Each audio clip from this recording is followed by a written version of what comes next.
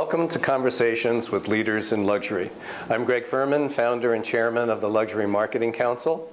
1,000 luxury brands, 57 cities worldwide, and some 6,000 CEOs and CMOs. And today, happy to be with recent member of the Luxury Marketing Council, Wendy Kvalheim, president of Mottahedeh and Company. Wendy, it's just a treat to be with you. I spent a little time on your site today, and what you're doing is absolutely brilliant. Thank you very much. So thank you for your membership. And tell us a little bit about the roots of the company. I know it's a great story. It has roots in your early life, where friends of your parents, the woman became a dear mentor of yours and led to doing what you're doing now. But tell us more about it, just at the beginnings of it all. Well, the first association that Mildred and Rafi Mottahedeh had was that they attended my grandparents' wedding. They were good friends with them. And so my mother knew Mildred and Rafi all the time she was growing up. When my husband and I moved to New York City in 1979. Where did you grow up? Where were you based? I grew up in Suffern, New York, which is where your parents and they lived. Yeah. Yes. And then my husband had a job at a bank, Morgan Bank in New York. I was looking for a job, so Mildred called up Joanne Lyman, who was the director of product development at the Metropolitan Museum, and got me a job interview. And when I went there, that's a wow. I saw all of the little elves in the basement making wonderful things. So I decided to study that because it interested me. And you did your undergrad at Mount Holyoke, great liberal arts college, and then more work at Pratt. Yes. When I was at Pratt, I studied the technical aspects of making reproductions, which I didn't really have a major for, so I studied sculpture and ceramics and metal and enameling and light color and design and just sculpture too. Great. Yeah, I think I mentioned to you, for 30 years now, I've been working in potter's clay, not cast and not fired, and have had some shows of my work, and still I have to make special time for sculpture. And I never figured out how to use an armature properly. Well, that's the mechanical part of something which is kind of counterintuitive to what you want to create. Yeah, and I never had the time for stone or wood, so I do a lot of painting because that's a little more accessible. But so right out of school, you had this opportunity at the Metropolitan Museum? Well, no, I applied for the job and I didn't get it. This was before you? Before I went to art school, and then I went after Mount Holyoke, but before Pratt. Okay. I was married and I had been to college, and then I went to Pratt as a student while I was married. And then I went back for a job interview and I didn't get that job either. So I went home at the Met. And so I decided to go home and have a family. So I worked as a sculptor out of my house for a while, you know, just doing my own things. Pottery or sculpture? Bronze casting, three-dimensional figures. Of torsos. Humans and animals and reliefs and things like that. I'd love to see them at some point in time. Thank you. Well, I found out that I was actually pretty good at that, but I didn't really go to art school for that. And then when my oldest was 8 years old, Mildred was looking for a buyer for her company. And my husband and another business friend decided to buy me a job. Nice. So, and this was 1992. 92. That's right. Wow, that's a big step. It's the kind of thing that if you knew what you were getting into, you might have thought twice. In hindsight, right? Always 20/20. Yes, things are a lot harder sometimes. So what was it having had a company purchased on your behalf with a good eye and an artistic disposition quite clearly? And what did you walk into? Well, there was a staff that was there, but Mildred was 82 years old at the time we bought the company, and the agreement was that she would work for 5 years in the company with me. So that was a marvelous education. She had, which she sold to us, one of the most extensive interior and decorative arts collections, books, antiques that she had collected over the years. So she just taught me a lot about the history of ceramics. And was the manufacture done as it is now in Portugal then? Yes, well, technology is always developing, but essentially to make an antique reproduction, which is what Mottahedeh focuses on, it's the same process, only with some advancements. For instance, porcelain used to be painted by hand and they would fire it a number of times. But now they make decal transfers using oxides instead of ink, and they're all laid down on one paper. After the piece has been fired? Or before fire? Well, no, actually it's fired twice. They fire the bisqueware, which is green, then they dip it in a clear glaze, they fire that. They put a decal transfer over that, which is made up of silkscreen oxides that all are formulated to fire at the same temperature. Amazing. And generally with one or two applications you can get all the colors on it. But it's like applying a pattern, let's say for your shoulder, a dress pattern. Or to go back to my youth with model airplanes and things, decals without the firing, of course, on... It's the same thing. Same thing. One of my great experiences in the years that I've been doing the council was Nymphenburg Porcelain were members of the Luxury Marketing Council for a number of years, and I had a chance to visit Nymphenburg outside of Munich. Yeah. And this goes to your story about Rookwood, which we'll come to, but they had one small room, maybe as big as the room we're sitting in now, ceiling to wall, deep drawers of all the drawings that went back to the court of Louis XIV. Yeah, very old factory. And all of the plans and drawings, and it was and still the clays from on site, the creeks on site, and the waters. It was but never the concept of a decal or transfer would have been anathema then, right? I don't know how they've evolved, but. Well, I think that people expect a standardized process, especially in tableware today. Yes. And they're not as forgiving of the differences that you get in artisanal the impact of the hand products. But somebody has to develop those beautiful artworks, and it means that we paint them first. Yes. And rather than just taking a photograph of something, we have artists who do that. Yeah. So there is quite a bit of art in that product. Well, and the other issue they had, I don't know to what degree you experience it, but sometimes if people have a large order of a particular line, they're not patient enough to wait for the hand to do what it has to do to deliver. That's true. But the first collectors of porcelain, especially in Europe, were the royalty. Yes, sure. And so those are the only people who could have the products. But as Mildred used to say, it's like nobody gets the chance to listen to Shakespeare because it was special and it was performed once. Well, only in the court. We're hoping that it's repeatable so more people can enjoy that experience. So was the roots of the business, when you entered the business, Fine Museum Reproductions, had they moved into licensing at that point? Or? Yes, actually we've remained very true to what Mrs. Mottahedeh and Raffi were interested in doing, because they started out as purveyors of luxury goods and wholesale antiques dealers. They really knew what was good, and they had a wonderful collection. So in the Second World War, when antiques dried up because the Germans were confiscating things all over Europe, they decided to go into reproductions as a business, and that was not popular at all at that time. People thought it was a bastardization of the art form because the antiques were possible to make them in multiples. Right. And because they had such an excellent level of quality and understanding about what to expect, it was an easy segue to be licensed by American museums, the first of which was Historic Charleston Foundation. Yeah. And we used to have a chapter in Charleston, and the Historic Charleston Foundation was a member of the Luxury Marketing Council in Charleston.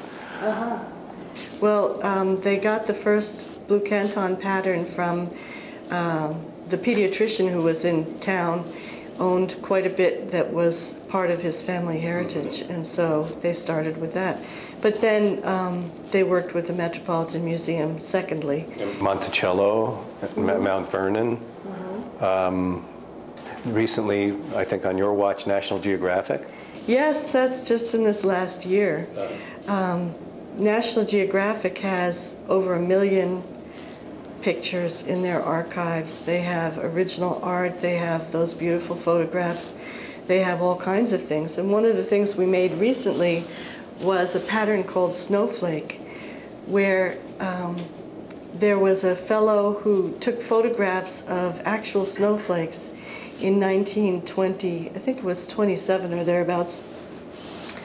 He photographed them on velvet and showed these beautiful images of true snowflakes. So we took those snowflakes, we painted them, and we put them on a dinner service. Wow, sounds beautiful. Yeah. It's more on the side of coming up with something new. Yeah. Well, one of the things that you talk about in your site is the movement to shift the focus, not totally refocus, to include reproductions and licensing to great design, as you say. And with that as kind of a mantra or positioning, how has that evolved for you in terms of the different lines that I know you also do commissions for heads of state, state departments, diplomatic corps. So how has the business expanded? Maybe you could give us a sense of that. Well, people are definitely becoming more casual, so that the formal dinner services have become a lot less. Mottahedeh makes very colorful designs, which you could consider vintage or historic, and a lot of people like simpler designs. Yeah.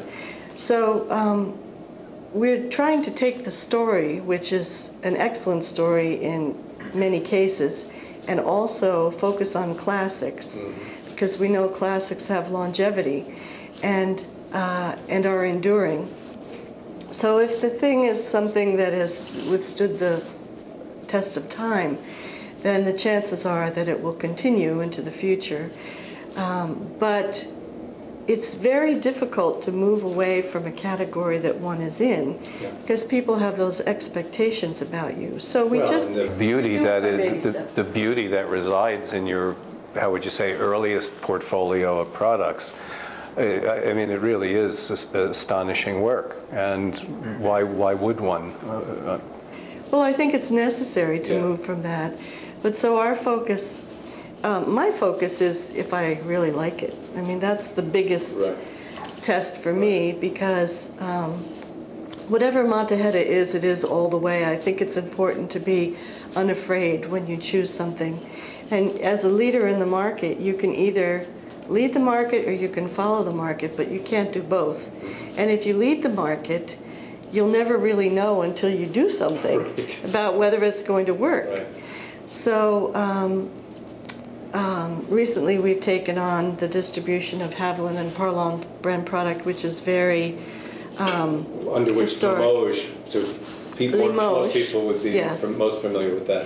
It's the sister company of Haviland, and they separated in the 1920s. Yes. So it's Haviland and Parlon, and it's Haviland. And they're quite traditional, and they also have some contemporary things.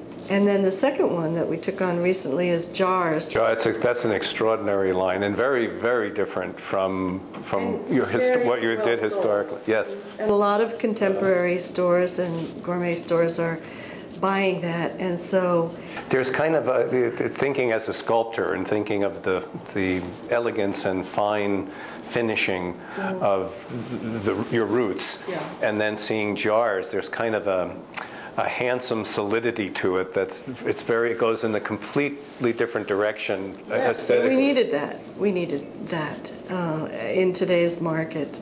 And we mix it too, but we don't generally show people that because we have these separate brands. We don't want to get them confused, but we mix it in stores and we mix it in display in our trade showrooms. And then the third one is that I've always been interested in American art pottery. So we have taken on a collaboration with Rookwood. Well, we were saying before we went online that it was founded by one of the first American entrepreneur women. Yes. It was the first American business in 1895 owned by a woman. Coincidentally... Rookwood. Rookwood, that's correct. And why rookwood? Well, I think the bird, the rook, which is like a crow. A grackle, like, yep. For some reason, I actually am not really too clear. I could see the rooks in the UK, or their swarms, they're kind of interesting, make a lot of noise, and the wood, they're kind of like the combination of the forest and the bird. And maybe it was a story that she liked, or I don't really know. What drew you to them? The beautiful shapes, which are extremely simple, and a shape in good proportion, in true proportion, is just beautiful by itself. And they had beautiful painting, but we have not gotten to the point where we've done the overglazed painting that they do. But they have these graduated vellum glazes. A vellum glaze is halfway between a shiny glaze and a matte glaze. And so they're like the sunset. You know, they start in one color and they go down to a deeper color. Right. So we thought that that would be something that we could make for interior designers, because they're quite large. They're like 22 inches high, and some of them are 18 inches high, and they tend to be monumental. And then they have done such a beautiful job with the glazes. And they are vases and jars, or we're calling them vessels. Yes, okay, vases. Vessels even better. I love that. Jars. One is a barrel vase. One is a ewer. There's some platters. So for display of big floral arrangements. Yes. Yeah. And we needed that too. We needed something for decorators that was large. Yeah. And porcelain is hard to make really large because it slumps during firing. Yeah. So. The kilns nowadays, a lot of people don't make that kind of thing, but we'll see. And you're launching, you were saying, on April 3rd, the design show? On April 13th, the New York Tabletop Show, yes. What inspires you to create a new line? Where do you get your ideas? And I mean, there's so many opportunities, and let's just say with jars, you know, you have to, one, break through in the sense of stepping out of your comfort zone, to your point. At the same time, you have to be attuned to, viscerally attuned, intuitively attuned to the taste of the market or voids in the market, to your story about Rookwood. Where do you get your ideas? Well, there are a lot of competing, a lot of people who are competing for attention. If we have these relationships with many museums, it's kind of like one for you, one for me, one for you, one for me. We have a conversation with these various institutions, and they have lovely things. We try to figure out what the next assortment would be that would even out what we're offering to people. But we really don't pay attention to fashion, because it takes us so darn long to make something that by the time that we think that it would fit into fashion, it's way beyond. Out of fashion in a narrower sense. Yes, and so it takes a long time. So what is the, so from the, let's talk about jars. From the, when you got the inspiration to move in that direction, which if you look at jars and put it against your traditional, in the best sense, portfolio, it's a huge step. Yes. How did that come about, and what is the cycle of development that led from concept to being on the shelf in the market? Well, sometimes it's just the opportunities that present themselves. And the Jars company had an internal distributor, and they were deciding to go outside of that to find an independent distributor. And we have a warehouse, and we have showrooms, and we really like their product. And we talked about how we appreciate product development. I think that was appealing to them about us. I don't know how it fits in, but we just found that we had some things that we could agree about. Do you, when you have an intuition, do you do the drawings yourself? Do you delegate the shaping of it? How do you manage the aesthetic development of it? Well, I usually have an idea, and I can draw. You visualize the idea? Yes, how something might be morphed into something else. Right. We also have on staff a colleague who has the same name as me, Wendy, who is a really marvelous painter. Right. And so very often I give her something and ask her to paint it, and we talk about how it might be changed. Colorway. Yeah. Right, so that's... Things like that. So basically, I spend a lot of work on the lithography process because the shape is one thing, but the decoration is actually very complicated. Yeah. And we, in my opinion, are one of the best producers of decorations in the world because we work with really the best lithographers. The challenge is that in order to get something to fire on porcelain, you have to get all the colors to balance. That means that if you're using oxides, they melt at different temperatures. So part of it is problem solving, and usually it's technical rather difficult. Yeah. The industry averages 4 to 8 colors on a plate. Mottahedeh starts at 4 and it goes up to 27, with the average being 16. So if you talk about quality or luxury, a lot of the cost is in what you're offering. And so each time you add a color, you're adding a cost. Well, and what typically would be the cycle, say for jars from point of inception to where you had it market ready? Jars, it's just their product, and we just import it. Well, then that's a correct question. From a line you begin to the point of taking that. It takes a year and a half to 2 years. Yeah. But then there's a good year in that product for people in tabletop to actually get their arms around it. Right. Because it's a very considered purchase. It's not like other types of products where somebody might have an impulse buy. Generally, when they buy something for their home or their table, they would buy a computer sooner than they would buy china. Right. Spend the same amount of money, but it takes time, and so we never really expect that people are going to jump all over it. It grows on people. I wish we had a little more time. Personally, what do you do to rebalance, find center, recharge your batteries? Well, we have a place up in Maine on the ocean, and That'll do it. just going up there and sitting around is Do you have a studio up there? I bet you do. No, I haven't had much time to do anything like that. Right. But I like to cook. I like to eat. Where in Maine? Kittery Point. It's just next to Portsmouth. Very low. One of my favorite painters, John Morin, really captures that whole Maine thing. Well, listen, I really thank you for the time. I wish we had more to discuss your art and your business. Thank you for your membership in the council. It's been great spending some time with you. Thank you, and I appreciate all your efforts. And thank you all for joining us today with Wendy Kvalheim, the president of Mottahedeh and Company. See you next time.